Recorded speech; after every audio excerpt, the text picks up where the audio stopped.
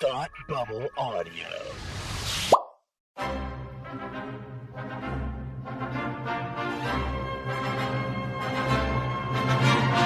Look, up in the sky! You will never find the more wretched hive of scum and villainy. Welcome to Beer with Geeks with Tim and Frank.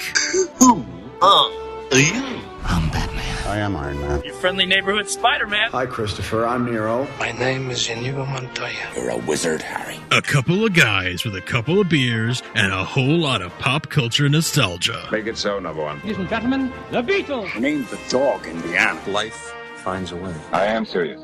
And don't call me Shirley. Now sit back and crack open a cold one, because it's time for Beer with Geeks. It comes in paints? Shaken, not stirred. Great Scott! I was way off. I knew it started with an S, though.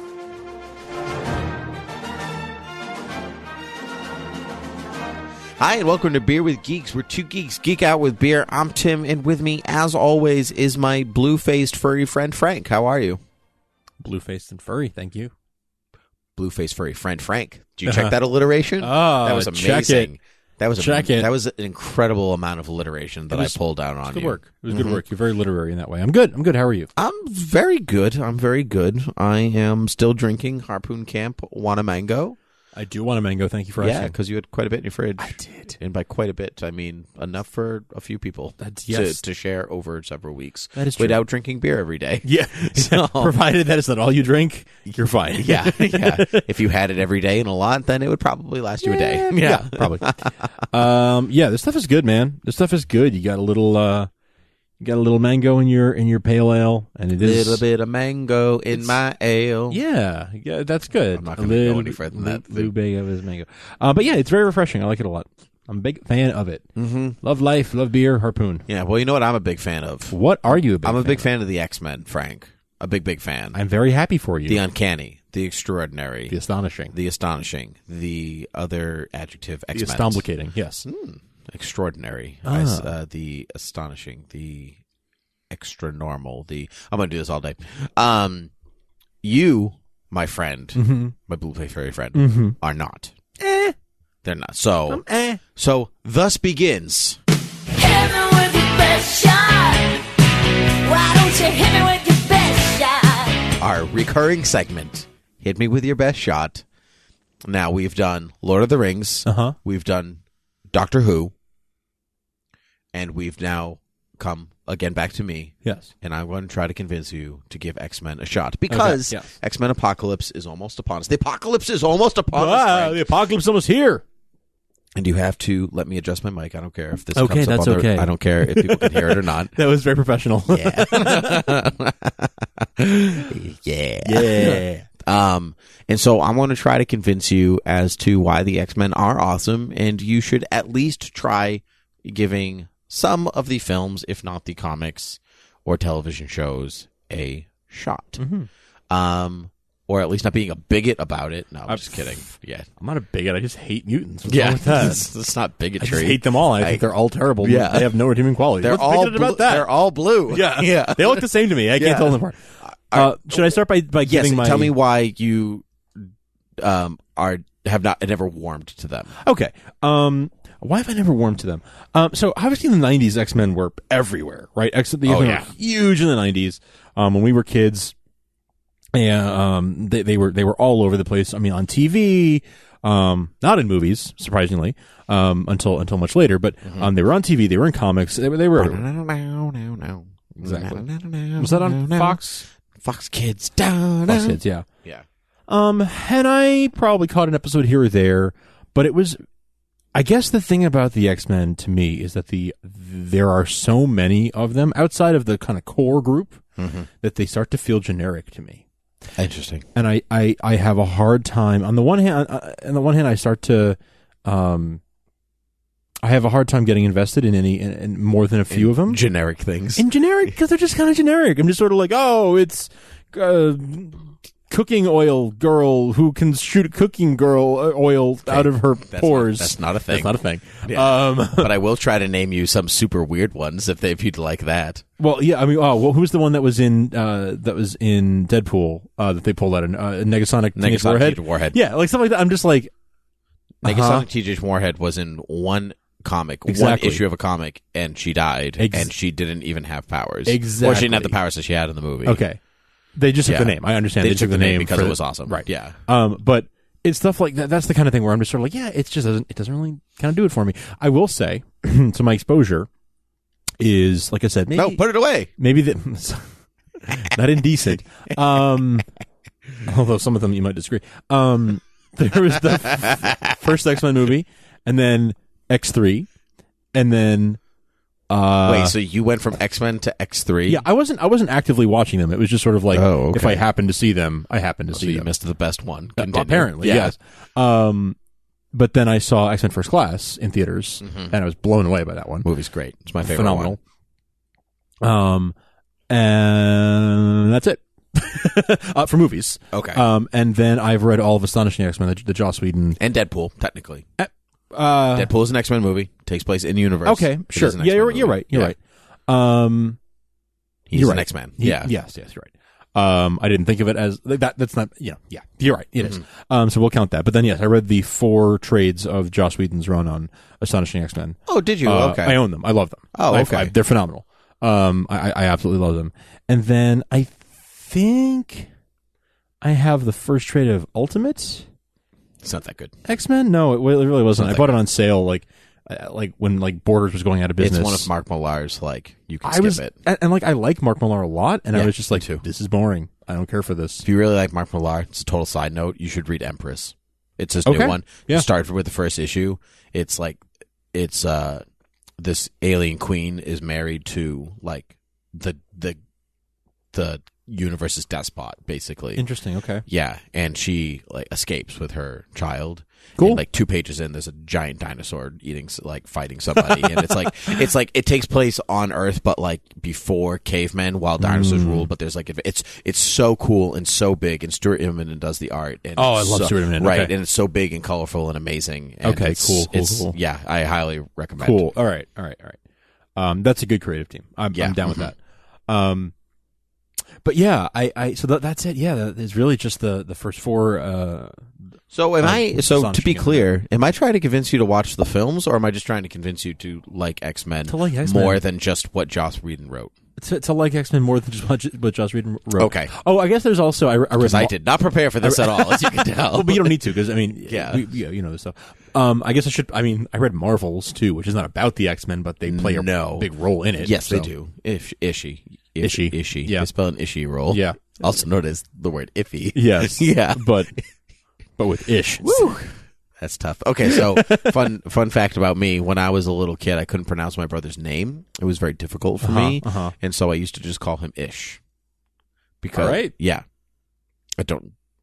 It makes more sense when you know his name, but I'm not going to tell you that. Yeah, there's no need. Yeah, his name is Pawtucket. Okay, great. Right. Yeah. Which, now I can. So there you go. You can see why Ish was. I want to call him Pawtucket next time I see him. Just sup Pawtucket. Sup bro.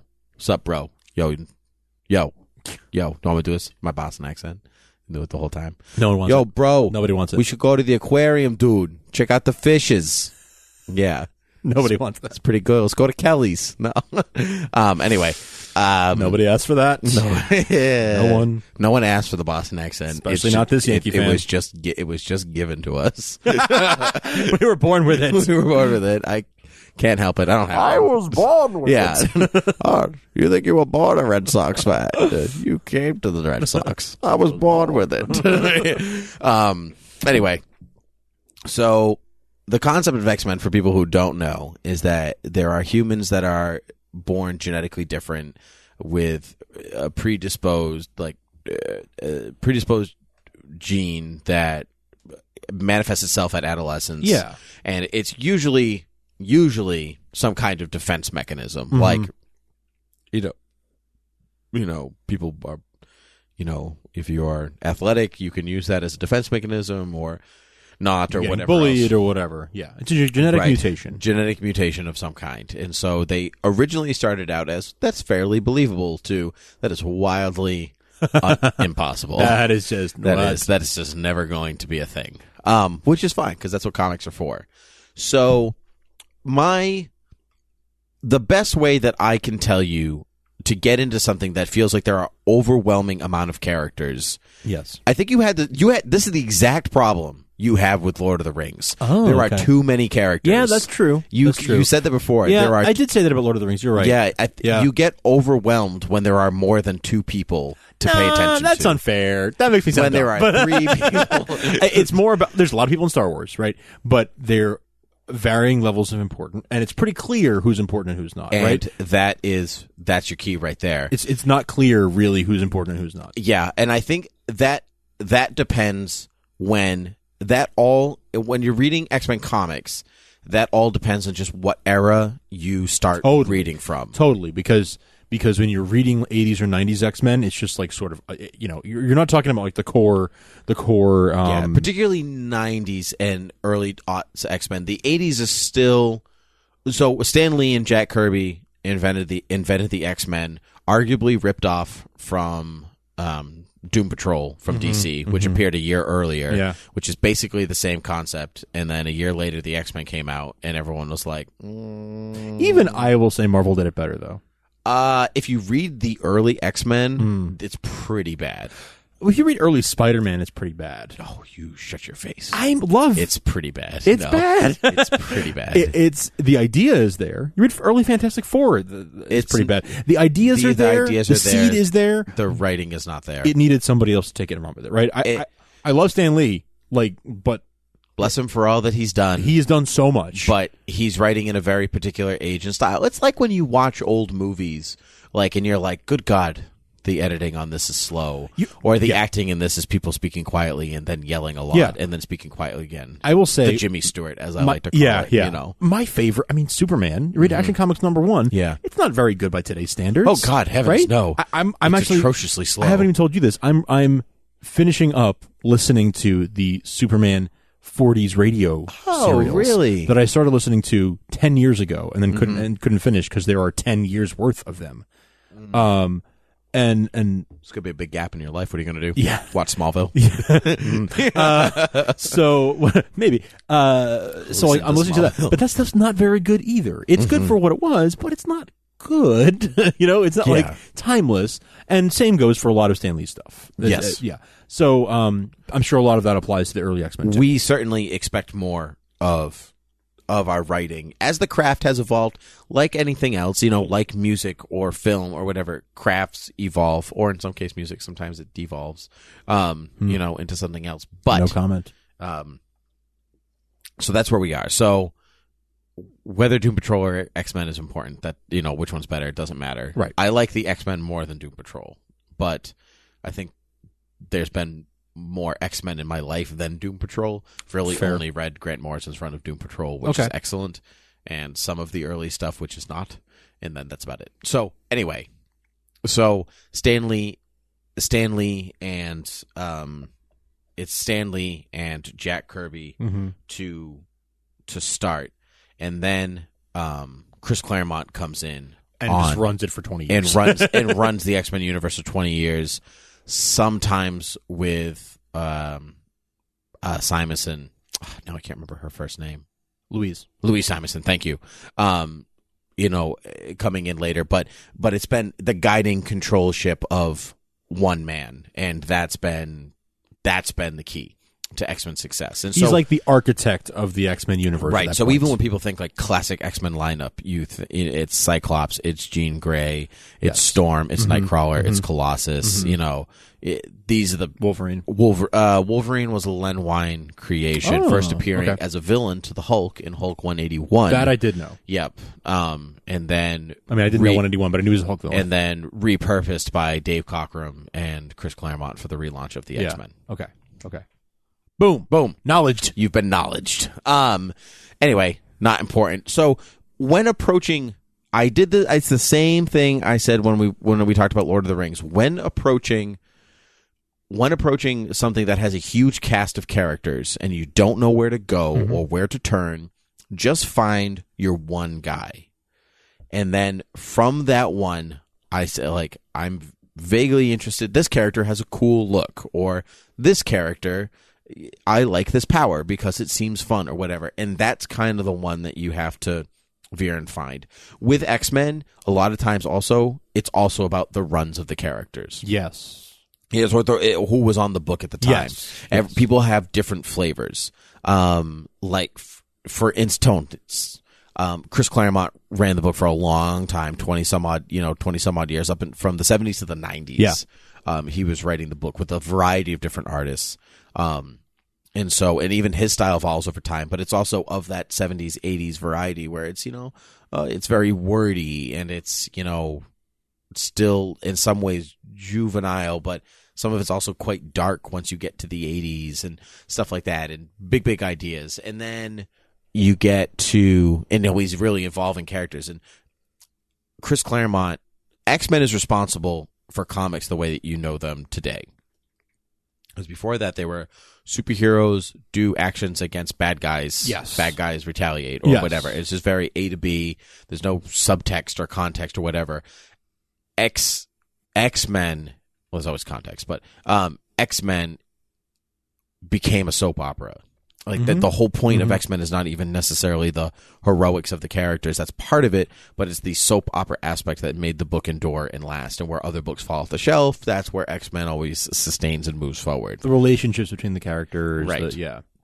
That being said, X-Men has one of the worst continuities in the entire world, and this is where I know it gets confusing. Time hops and characters from this dimension and that dimension, and you were resurrected, but you're actually a clone of this person from the past in Earth 267, and it's like it's all over the place, and it's crazy. You just ignore all that.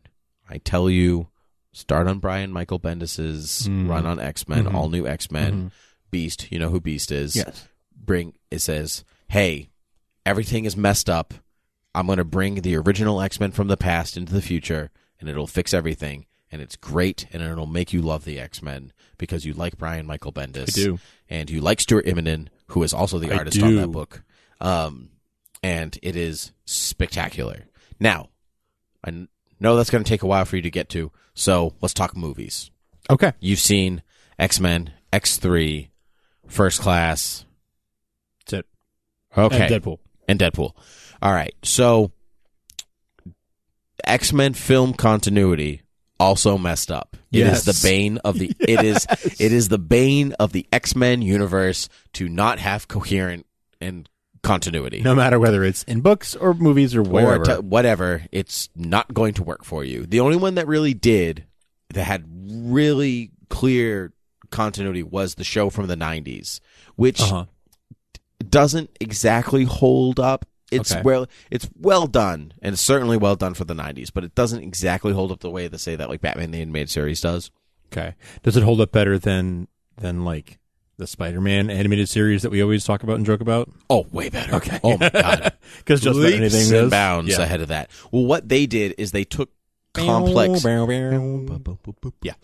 It took complex storylines from the comics and boiled them down into episodes. Okay, see, that I can get on board with. Or episode arcs. So if you want to be like, what's the X-Men like? What's the Dark Phoenix saga? I've heard about this for years. People reference it all the time. You can watch on Hulu a watered down version. You can watch 5 episodes of the Dark Phoenix saga. All right. I could deal with that. And then you could be like, okay, I got it. If they're 20 minutes each, which I assume they are, like, they're 20 minutes each. Totally. Like, that's 5 episodes, it's I like could watch an probably hour. a bunch of those. It's like 2 hours of your life, you call it a day. Right. And, it definitely at the beginning suffers from, first season woes or 90s, whatever, early 90s cartoons. But you understand some character motivations the way that they are, why people love Wolverine or Gambit or Nightcrawler or Colossus or whatever. And then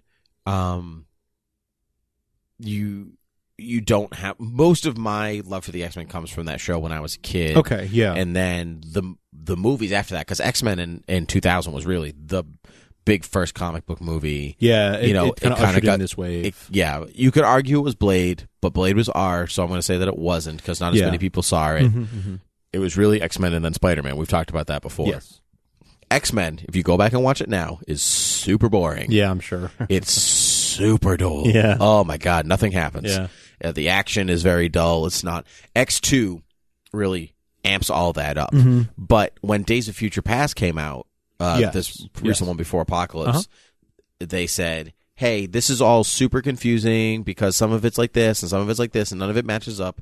We're just going to do a clean slate. We're going to change everything and move forward. With the same cast. No. Days of Future Past? No.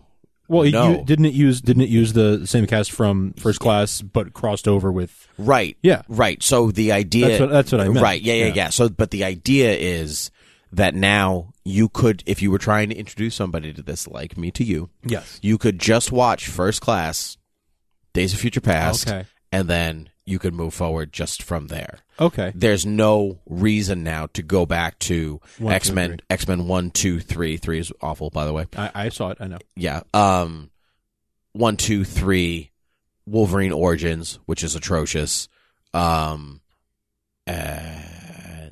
The Wolverine, which is pretty good, but if you're not a ninja guy, I don't think you'd like it. I probably wouldn't like it. Wolverine Origins is the same as X-Men Origins Wolverine, correct? Yes. Okay. Yes, sorry. Just making sure, because they try to squeeze how many different titles with Wolverine can we do? Yeah, X-Men Origins, they were supposed to do a whole slew of origin movies. We were going to do a Magneto one after that, which then became X-Men First Class. Because the Magneto Origins movie was going to be Magneto hunting down Nazis. Okay. Because he's an Auschwitz survivor. Yeah. But then the elements of that went into X-Men First Class. I totally see which that. is totally see that. Fantastic. Can I just sidebar for a second and say of the beginning of First Class is like one of the... First of all, the way it matches up. It's shot for shot. Shot for shot. Yeah. Perfect. Beautiful. Mm-hmm. I remember seeing... Cause it's the first X-Men movie that has that. That's right. Mm-hmm. And I remember, and I had not seen I have only seen the first X-Men movie once, many years ago, and barely remember a lot of it, to be honest. Not going to. But seeing First Class in the theater, I was like, oh, wow, they like reused footage from... That's cool. New actors. Yeah. It's amazing. I realized that, but like when the first opening shots, I was like, oh, wow, this is like... This looks. Oh, they pulled. Oh, wait, that's not the same. Like, yeah, I started to notice little differences, and I was like, wait, this is not the same. And then later, I saw a side by side on YouTube, really good side by side comparison. I was like, oh my god, they did an artful, masterful job here. That's a Matthew Vaughn. Yeah, really, really nicely done. Awesome. So yeah, that opening of that movie makes you feel for Magneto. You know, like wicked. Yeah, that's the thing about the X-Men that you don't always get from other heroes. Because they are hated and feared and all this different stuff, if done correctly, you do feel for them. Yeah. I think, because at its core, they're a bunch of kids who are getting bullied. Yeah. It's some people like these comparisons and some people don't. Some people like that it's social activism. Yeah. I think that's why a lot of people... I think it's why a lot of people like them. I think it's certainly an oversimplification. Yeah. And you're also talking about, like from an outside perspective, it's very, it's whatever because it's, now I can't use my words. Are you talking about the social justice aspect of things, of like equality and everyone deserves a but like these are like people who could like blow up a city block and it's like social justice, and so like from an outside like real world perspective, I can certainly understand like, hey, that's probably a dangerous thing. I can understand why people are upset. Sure, but at the same time, you're not the real world, so it doesn't matter. Yeah. Here's what another thing that I have a hard time with particularly when it comes to reading X-Men. That notion that the whole world is prejudiced against them because all these other people have superpowers they don't care about. Yeah. That always bothers me. Yeah. I'm like, really, and it actually took me a while when I was younger. I didn't really get that. Like, okay, so he's an alien, but then he's actually human, but has a genetic mutation, and he's the one you don't trust? Yeah. You're gonna make them go off and be in their own little island? What? It has never made sense to me. And it's just like secret identities or anything like that. Yeah. It's really something I think you just have to roll with. And it took me a long, but that's what I'm saying. I spent so much time, I think, like young as like a young teen, trying to be like, wait. So Spider-Man, human, gets powers as a teenager, good guy. Mm-hmm. But then like pick any X-Man. Like born with it. Yeah, hated and feared. Huh? And I spent so much time trying to understand, like, okay, there's clearly something I'm not getting. So I'm going to keep reading this and try. Okay, but I'm clearly not getting something. So I'm going to keep at trying to understand. Nope, I still don't get it. And only now do I sort of understand it. I think the big difference now is that so much bad energy is focused at mutants. Yeah. Because of so many terrible things that have happened to them as a people over the course of their existence in the Marvel universe. Yeah. Between like mutant terrorists acting out against humanity and vice versa, like genocides of whole people, and like it's pretty atrocious stuff. I think that's where the hated and feared part comes from, because Spider-Man saves people, and whatever else, and you're like, yeah, maybe a couple of cars get destroyed or a city block or something along those lines, but whole islands of people don't die when Spider-Man is involved, and I think that's where the fear part comes from now. That being said, the Ultimate Universe, I thought, did it really well, because everybody that had a power except the Ultimates in that universe was like, boo, mutant, because all through Ultimate Spider-Man, he'd be like, I'm not a mutant. Yes, not that there's anything wrong with that, but I'm not a mutant. Right. Yeah. And that was, again, one of those things where I was reading that and I was like, but what's the difference, really? Yeah, there really isn't. There really isn't a difference. Like, it's just a genetic difference, but like, who actually... That is one of those things that you'd have to ask a bigot. Yeah. That I can't. You know what I mean? I just can't like, get what is the actual difference between somebody... What is the actual difference between somebody with dark skin or light skin or red hair or brown hair or whatever? Like, why are you there's no... You are, in fact, colorblind. Right. You are... genetic. You are gene blind. You are gene blind. Not Jean Grey. You are blind. You are gene blind. Which would make me Jean colorblind. Right. Jean Grey. Hey, high five. All right. Yeah. Well, I don't think we can take it anywhere from there. No, I'm just kidding. Anyway, that was just I have never quite understood that, and that's one of the things that holds me back from fully enjoying some of these stories, because I spend so much time trying to understand, like, wait, what am I missing here? But I guess it's not. It's just... What's no different than somebody who's just too good of a person. Yeah. Well, you're supposed to be on their side anyway. So because you liked First Class so much, yes, my recommendation to you is to try Brian Michael Bendis' first arc. Which you wrote down. I saw that. I did, yes. That means you're taking it seriously. I am. And then you don't necessarily have to rewatch First Class, but I recommend, because it's a great movie. Try Days of Future Past. Yeah, that I do want to see. I've wanted to see it really since it came out, but I just didn't get around to it. It's real good. But there's a great Star Trek joke in it. Oh, cool. Actually, they like walk into... Get the whole movie's time travel. Yeah. And they Beast... Professor X, Wheels, and Beast and Wolverine. Yeah, but walk into a room, and when they're walking in, it's Star Trek on the TV, and Captain Kirk is going, "We're traveling through time." It's awesome. That's great. It's great. Yeah, I would shoot for those two, and then just come see Apocalypse with me. I think, and then go from there, because it's got Oscar Isaac in it, the man, and who doesn't love Oscar Isaac? He's a great guy. Patrick Stewart is not in this new one. Oh, not the new one. Sorry, James McAvoy. James McAvoy. Yeah. No, I meant Days of Future Past. Yeah. But I didn't realize he wasn't going to be in Apocalypse at all. No, because then that defeats the purpose of the time hop and jumps. Having not seen it, I don't know. Oh, yes. I would know that they're still doing time travel back and forth. Yeah, the idea is that like the time travel wipes out the crappy future.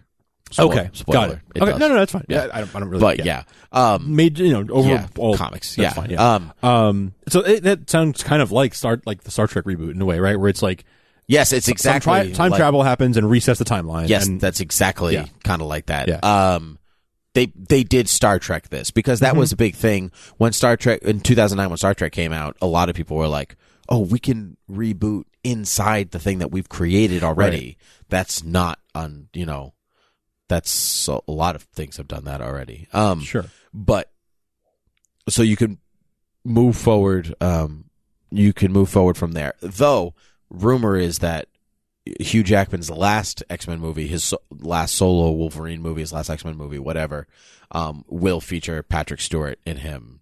Nice. So there's that to look that forward to. That would be awesome. Even like if the ending is just like they get together or whatever. Like that would be cool. I do believe they're adapting Old Man Logan, another Mark Millar. Oh, nice. Yeah, because that no one's come out and said this is what we're doing, but everyone has said this is what we're doing. And now that you mention it, I have heard that. I've read that. Yeah, there's a lot of jokes about him being like, oh, well, it's Old Man Logan now because I'm an old man and blah, blah, blah. So what people have kind of broken down is that they're taking out Blind Hawkeye, and putting in paralyzed Professor X. Okay. And whatever journey they go on, maybe it's a family of juggernauts instead of Hulks or whatever. Okay, but they kind of stay inside X-Men continuity, but it's basically Old Man Logan. So nice. Yeah. So that's fun, So I think we didn't talk about, we're out of time, but there are characters I could tell you about off mic that I think you would really find attractive from your point of view. Like, this is a character that I could get behind because they're not all Wolverine. Yeah. Because Wolverine's great, is fine, is everything, but he's not my favorite X-Men. Yeah. He's the one that's easy to like, yeah, he's badass. He's like Darth Vader. He's, he's like Batman. He's cool. Like, yeah. But definitely not like Darth Vader, but I get what you're going with. You know what I mean? In that he's a good guy, yeah. But you just like, he seems badass. Yeah, he's cool. badass, yeah. But then, like, I've always been interested in Cyclops. I've always been interested in Beast. I've always been interested in, some of these other characters. Like, when I read Astonishing X-Men, I was like, cool. Like, I get it. Here's, like, a core group of characters that are getting enough attention paid to them that they are. Well, that was the point of Joss Whedon's stories, that Grant Morrison's was so big in scope and all these different everythings. Let's bring it down. Let's bring it down to this main core. So is Bendis somewhere in between, or Bendis? No, Bendis's run literally just ended a few months ago. Sorry, I mean in terms of the scope. Is it like somewhere in between? It's actually, he wrote there were 2 X-Men books at the time, and he wrote both of them. Yep. Well, there were 2 main plot books at the time. Most of the time, they didn't intersect, so you can get away with just reading one or the other. And so my recommendation would be to read his new X-Men run because it's Cyclops, Jean, Beast, Angel, and Iceman. Cool. Those are the people that you follow. Yeah. And they're wacky in teens, and it's kind of like Ultimate Spider-Man, but with the X-Men in 616. It's Bendis, so it's going to have some of that, right? Yeah. That's cool. I forgot to mention I did read Avengers vs. X-Men too back. 4 years ago. Yeah, that's not a good way to attract yourself to. Big events are not a good way to attract yourself to characters. No. It was fine. It's fine. It was good. It was. They're fighting for reasons. It was like a less good Civil War. Yeah, with a less of a point. Yeah. The art was pretty. Yes, the art was fantastic, and it had a cool logo. Yeah, it did. Had that going for it. Don't remember what it looked like. Sure, it was cool. Big A and a big X. Yep. Oh yeah. Good times. Yeah. Good times. Yeah. Had Bet All by Marvel. Anyway, where can people find us? They can. Are you going to check out the things that? So I'm definitely going to. Yeah, I definitely want to read the Bendis stuff because of Bendis, and that seems like something I would actually enjoy. So I definitely will do that. Quick read too. Cool. I would like to rewatch First Class and then watch Days of Future Past. I may end up not having time and just watching Days of Future Past, but I think that would make the most sense moving forward. Yeah, but I would like to rewatch First Class. I really did enjoy it back in the day, but it has been enough years now that I feel like I should rewatch it if I'm going to move forward. Yeah. So we'll see what I have time for. It's hard for me to find time to even watch one movie a week these days. Some weeks. I understand. So we'll see. But I would like that. Yeah, you don't have to see it opening weekend. So yeah, that's true. Yeah. All right. Anyway, cool. So thank you for the recommendations. Oh, you're very welcome. I will give it my best shot. Cool. Yeah. People can find us where? BeerWithGeeks.com, at BeerWithGeeks on Twitter, Facebook.com/BeerWithGeeks. They can find us on iTunes. They can find us on Satchel. They can find us on Google Play Music. They can find us on Overcast. They can find us everywhere better podcasts are found. Leave us reviews. Leave us ratings. Send us emails, BeerWithGeeks@gmail.com. Let us know what your favorite X-Men property is. And tell us things that we should give our best shot in the future. Anyway. Until next time. Cheers.